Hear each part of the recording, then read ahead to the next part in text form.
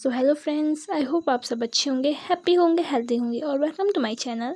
आई hope आप सब इस फैन फिक्शन को एंजॉय कर रहे होंगे। हम इस फैन फिक्शन को ज़्यादा डिले करते हुए कंटिन्यू करते हैं। तो हम देखते हैं विभूषण को। जो विभूषण दुखी था वो भी जाना चाहता उस बॉल डांस में, बॉल पार्टी में। तो जो उसकी ग्रैनी थी, उसकी ग्रैनी देख रही थी, वो विभूषण को बहुत मानती थी, बहुत ज़्यादा, क्योंकि वो विभूषण की रियल मदर की फ्रेंड जैसी थी। मतलब कि विभूषण की रियल मदर की बहुत क्लोज थी, बहुत ज़्यादा क्लोज। सो वो विभूषण को मानती थी, इसीलिए उसने पता था कि उसके साथ यहाँ बहुत बुरा होता है, बहुत ज़्यादा बुरा। तो वो विभूषण से पूछती है कि क्या तुम भी जाना चाहते हो? हाँ। विभूषण तो पहले घबराता है, क्योंकि वो क्या बोलता कि वो हाँ जाना चाहता है वहाँ, उसका भी मन है वो महल देखने का। तो उसकी जो ग्रैंड माँ थी वो उसे ग्रैंड माँ जैसे मानता था विभूषण। तो उनकी जो ग्रैंड माँ थी वो विभूषण को एक सीक्रेट रूम में ले जाती है। विभूषण बहुत शॉक था, क्योंकि वो रूम उसने आज से पहले कहीं नहीं देखा था, कभी नहीं देखा था। मतलब कभी उसकी मॉम ने भी उसका जिक्र नहीं किया था, ना ही उसकी इस मॉम ने भी किया था। और जब वो वहाँ गया तो वो ये देखकर शॉक था कि उनकी मॉम, उसके डैड और उसकी ये बहुत बड़ी पेंटिंग थी, बहुत बड़ी पेंटिंग या पोर्ट्रेट बोल सकते हैं, वहाँ लगी हुई थी। ऐसा लग रहा था कि वो उसकी मॉम डैड का रूम था, सीक्रेट रूम। सो जब वो वहाँ गया तो विभूषण ने पूछा कि ग्रैनी ये कौन सा रूम है? आज से पहले ये मैंने नहीं देखा, ना ही मॉम ने बताया, ये है कौन सा रूम? उसकी ग्रैनी उसकी तरफ पलटते हुए देखती है और कहती है, विभूषण ये तुम्हारे मॉम डैड का रूम था, उन्होंने ये खास तुम्हारे लिए बनाया था, जिससे कि अगर अभी कुछ उन्हें हो जाए तो तुम यहाँ रह सको सुरक्षित, तो तुम्हें छुपा सकें।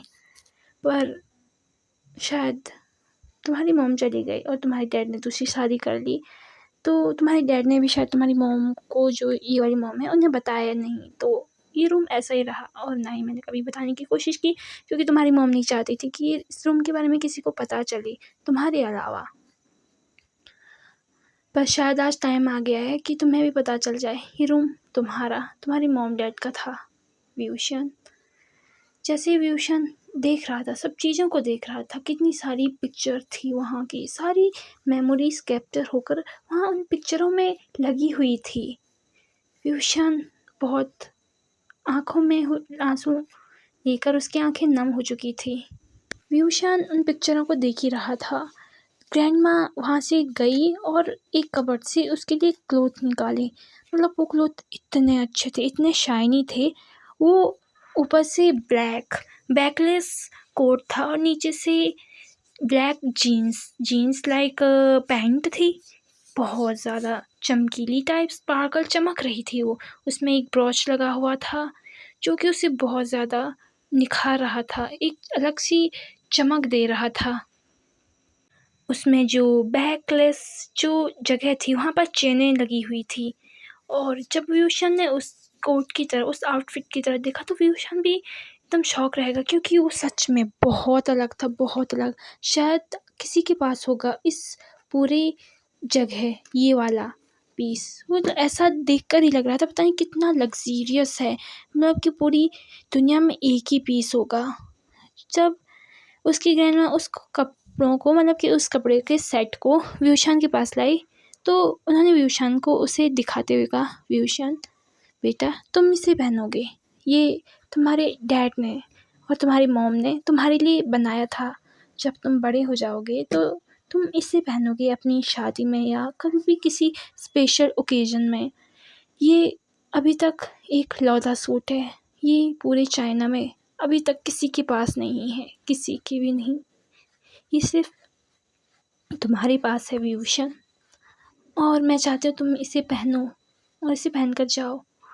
विभूषण उसे हाथ में लेता है और आंखों में आंसू लेकर अपनी ग्रैंड माँ के तरफ देखता है और कहता है, मुझे नहीं पता था ग्रैंड माँ, मॉम डैड ने ये मेरे लिए बनाया है। काश मैं उन्हें वापस ले आ पाता, काश वो मुझे यहाँ की रहना छोड़ दे। मैं भी उनके पास जाना चाहता हूँ, मैं नहीं रहना चाहता हूँ। नहीं चाहिए मुझे ये शौन शौकत, नहीं चाहिए मुझे ये ज़िंदगी। वो विभूषण के गालों को पकड़ते हुए उसकी आंखों को के आंसुओं को पोंछती हुई कहती है, नहीं व्यूशन, तुम्हारी मॉम नहीं चाहती थी कि तुम बेकार ज़िंदगी जियो। उन्होंने नहीं चाहा था कि तुम ऐसे कभी अपनी ज़िंदगी को धिक्कारो। वो गाइस व्हाट्स प्रॉब्लम, मुझे थोड़ा प्रॉब्लम हो रही है बोलने में, बट आप मैनेज कर लेना गाइस। और वो ऐसा कहकर व्यूशन को बोलती है, जी व्यूशन जल्दी जाओ, टाइम होने वाला है, तुम जल्दी जाओ, तैयार हो जाओ, रेडी हो जाओ, फिर तुम्हारे बाल और तुम्हारे चेहरे का थोड़ा मैं मेकअप कर दूँगी। व्यूशन कहता है, मेकअप आपको आता है?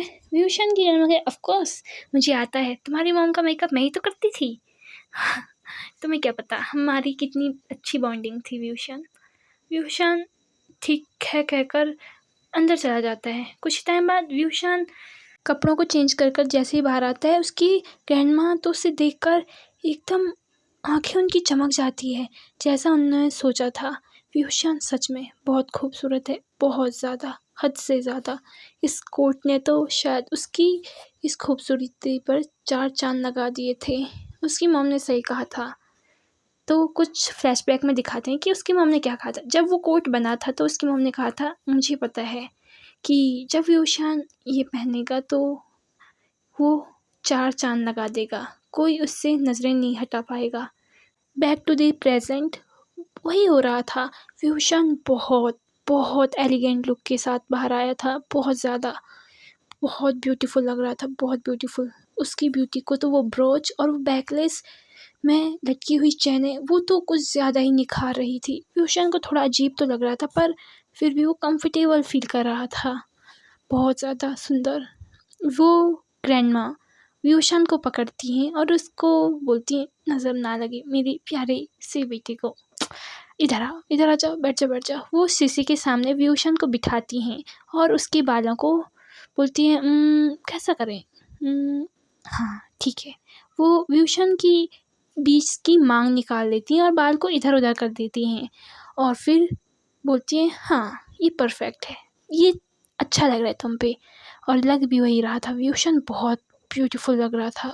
जो उसकी मांग निकली, जो उसके हेयर लंबे लंबे थे, थोड़ा गले तक आ रहे थे, बहुत एलिगेंट लग रहा था। उसके बाद उसकी ग्रैंडमा उसका थोड़ा नॉर्मल मेकअप करने लगती है, थोड़ा लिप बाम लगाती है, मेकअप लगाती है, आँखों के ऊपर आई शेडो लगाती है, जो ज़्यादा डार्क नहीं थी, बस नॉर्मल लाइट और off white like peach colour.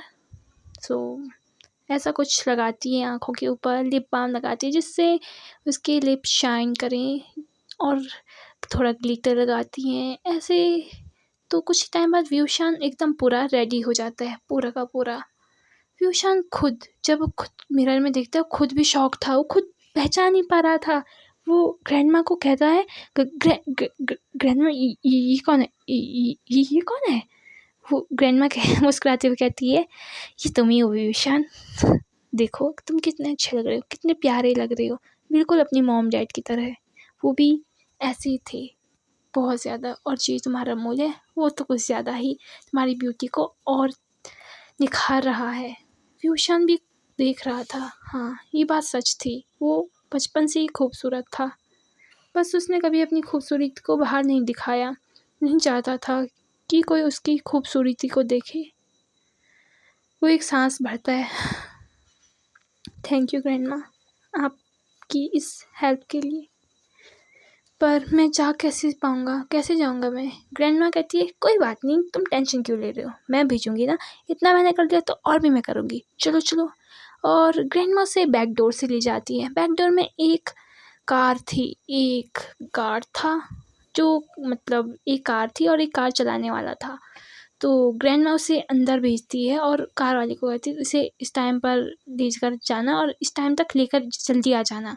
वो गार्ड भी, वो ड्राइवर भी कहता है, ठीक है ठीक है। वो ड्राइवर शायद व्यूशन के डैड का बहुत वफादार था और उसके मॉम का भी, तो वो व्यूशन को मास्टर कहता है। व्यूशन बोलते हैं, मास्टर, मैं मास्टर नहीं हूँ, पर वो उसकी बात को इग्नोर करते हुए सीधे अंदर बैठ जाता है। ग्रैनी व्यूशन को कहती है, व्यूशन बेटा तुम जल्दी आ जाना, ठीक है, देर मत आना, इतने टाइम तक तुम 12 बजे तक घर पहुंच जाना, तुम्हें 12 बजे तक घर पहुंचना पड़ेगा, नहीं तो तुम्हारी मॉम, तुम्हें पता है ना। व्यूशन हाँ कहता है और बोलता है ठीक है ग्रैंडमा, मैं आ जाऊँगा। फिर वो व्यूशन को बाय कहते हुए वहाँ से चली जाती है। वो कार वहाँ से जाने लगती है, सीधे सीधे जा रही थी। व्यूशन की खिड़की खुली थी, विंडो की खिड़की खुली थी। व्यूशन बाहर देख रहा था और देख रहा था शहर की नज़ारों को। सच में बहुत ब्यूटीफुल था। उसे नहीं पता था क्या होगा आगे, पर वो जानना चाहता था। उसका मन था, उसकी इच्छा थी जो वो पूरी करना चाहता था।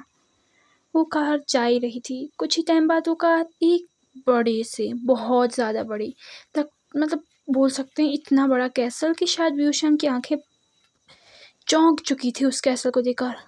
एकदम चमक रहा था, एकदम लाइटों से। व्यूशन की गाड़ी अंदर जाती है। व्यूशन को नहीं पता कि कैसे उसकी गाड़ी अंदर चली गई। उसके पास तो पासेस ही नहीं है, पर वो गाड़ी अंदर चली गई थी। व्यूशन उस गाड़ी से उतरता है। जैसे वो उतरता है, जो लोग वहाँ आ ही रहे थे उनकी नज़र व्यूशन पे पड़ती है।